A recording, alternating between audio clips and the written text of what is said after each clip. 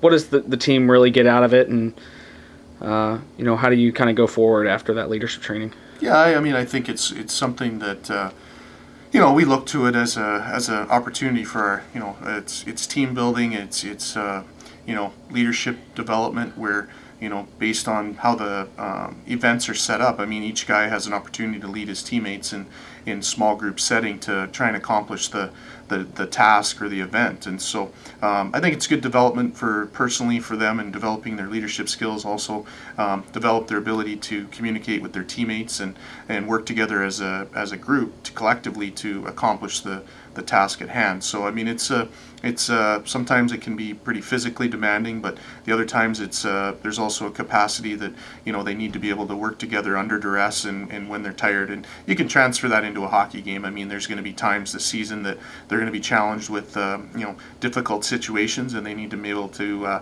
function under duress and be able to work together to accomplish the goal. How important do you think it is, aside from the training aspect of that leadership challenge, that the student athletes get to have conversations with the military, the armed forces, and really get to listen to them and get advice from them while they're going through this? I think during the course of the event, I think that there's some mentoring going on. There's the soldiers have been through this type of training before, and they probably similar to the players, but in a different context. Obviously, need to work together to accomplish a common goal, whether they're serving our country in hostile environments or doing their training to be successful as groups. And I think that you can again, they're different contexts, but certainly similar principles as far as teamwork and have an ability to work together. And there's the physical component of it. I think that I know it is challenging, but at the same time, I mean, to be a soldier and to defend your country or to be a Division I hockey player, I think it is a physically demanding work that you do, and I think that this is an example where you need to be strong and you need to be fit and you need to be able to compete in order to carry out your task, and whether you're in the military or a Division I student athlete.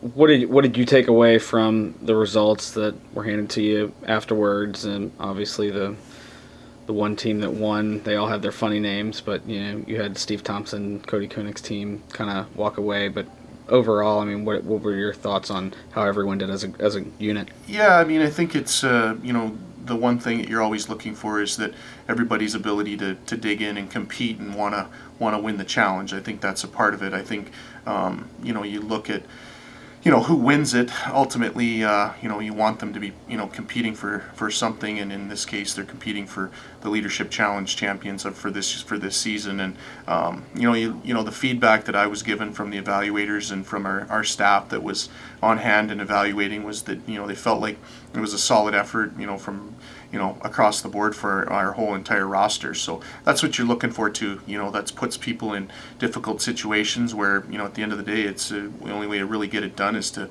dig in and work hard and grit your teeth. And that was the feedback that we got. So that was certainly real positive.